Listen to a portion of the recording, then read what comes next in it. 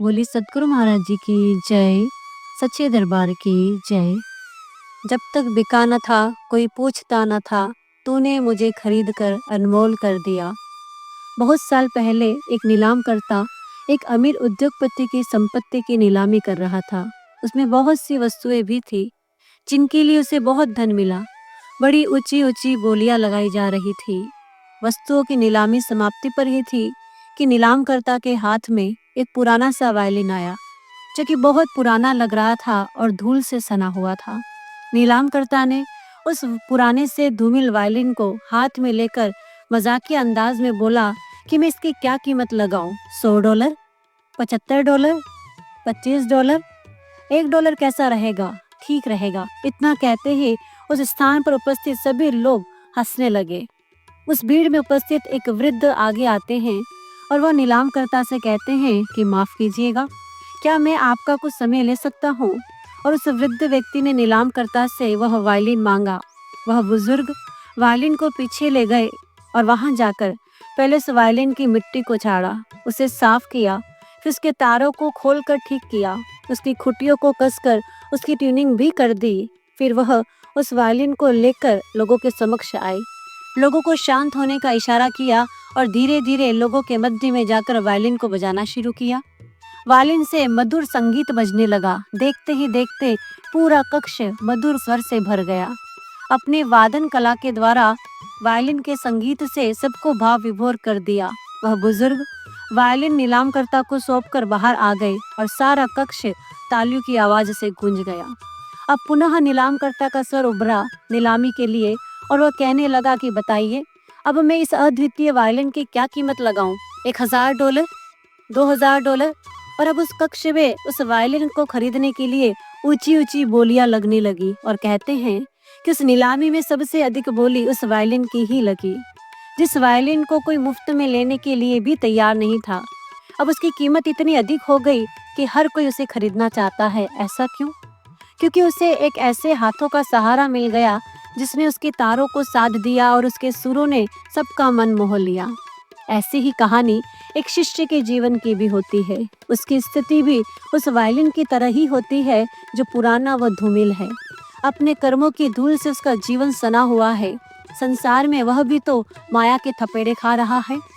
और जब जीवन में ऐसे पूर्ण गुरु की शरण को प्राप्त करता है, पूर्ण गुरु के आश्रय को प्राप्त करता है, तो शिष्य का जीवन भी संवर जाता है।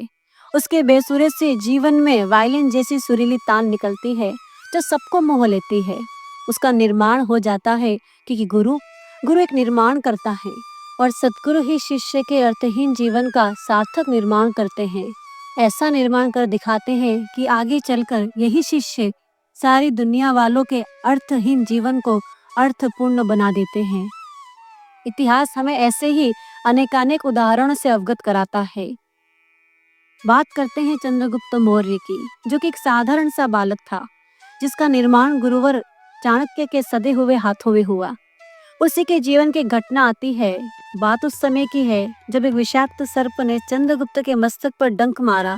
उसने मस्तक पर डस लिया जिससे एक अजय योद्धा अचेत हो गया और वहीं पर अचेत अवस्था में चंद्रगुप्त सूक्ष्म रूप से कालचक्र पर बैठकर अपने बाल्यकाल में पहुंच गया। दूर खड़े होकर अपने ही बाल स्वरूप को देख रहा है जो कि एक वृक्ष की छांव में बैठा था और बालक चंद्रगुप्त एक प्याले में कुछ पी रहा था। युवक चंद्रगुप्त ने देखा, उसके समीप पहुंचा और जिज्ञासा की कि तुम ये क्या पी रहे हो? बालक चंद्रगुप्त कहने लगा कि मैं औषधि का पान कर रहा हूँ। युवक चंद्रगुप्त ने पुनः पूछा कि औषधि? कैसी औषधि? बालक चंद्रगुप्त कहने लगा, पता नहीं, आचार्य ने दी है।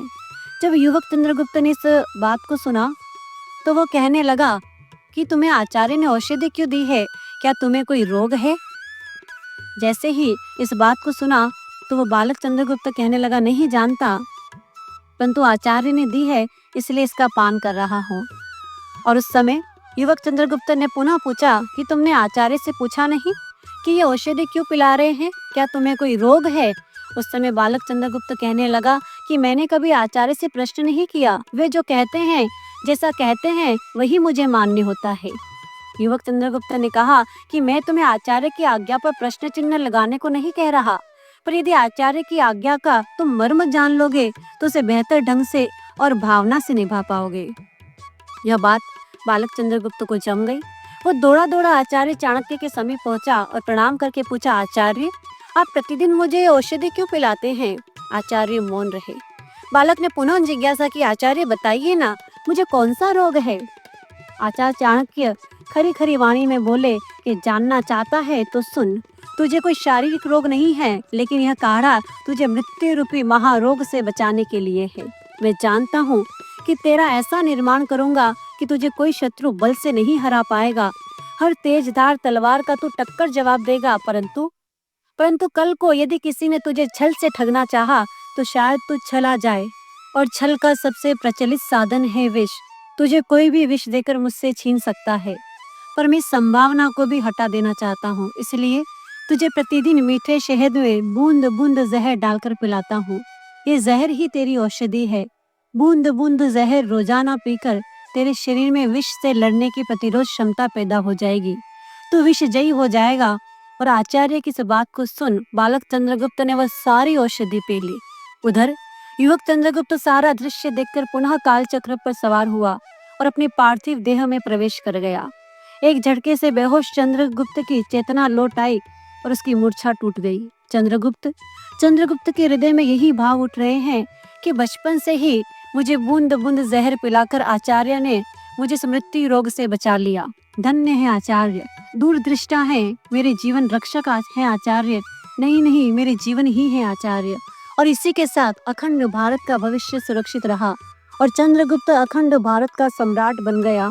गुरु के ऐसे प्रेम और उनकी कृपा को देख शिष्य के मन में सदैव यही भाव निकलते हैं, मैं खाक का जर्रा था और क्या थी मेरी हस्ती। मैं थपेड़े खा रहा था जैसे तूफान में कोई कश्ती। दर बदर भटक रहा था इस जिंदगी से पहले, मुझे कौन पूछता था तेरी बंदगी से पहले। इसलिए निर्माण की शर्त है कि शिष्य का पूर्ण समर्पण हो अपने गुरु के चरणों में, क्योंकि जब तक समर्पण नहीं होगा निर्माण नहीं हो पाएगा। जीवन वीणा के तारे सद नहीं पाएंगे। लेकिन यहाँ पर शिष्य के मन में एक प्रश्न उठता है कि समर्पण है क्या? यही प्रश्न एक शिष्य ने गुरुदेव श्री आशुतोष महाराज जी से पूछा। श्री महाराज जी ने इस गूढ़ प्रश्न का बड़े ही सहज शब्दों में उत्तर देते हुए कहा, अपना पूरा मन, सारा ध्यान उस परम सत्ता के लिए समर्पित करोगे तभी आपका समर्पण है। जब आप पल भर के लिए भी उनको ना भूलें, उसके एक क्षण का भी अभाव आपको बेचैन करने लगे, तब समझना कि समर्पण की शुरुआत है। समर्पण की इस अवस्था में शिष्य का ना कोई अपना विचार रहता है, ना कोई अपना निजी मत रहता है। गुरु की इच्छा ही उसकी इच्छा बन जाती है और उसका रोम रोम फिर यही गाता है कि मालिक तेरी रजा रहे और तू ही रहे, बाकी ना मैं रहूं ना मेरी आरज़ू रहे।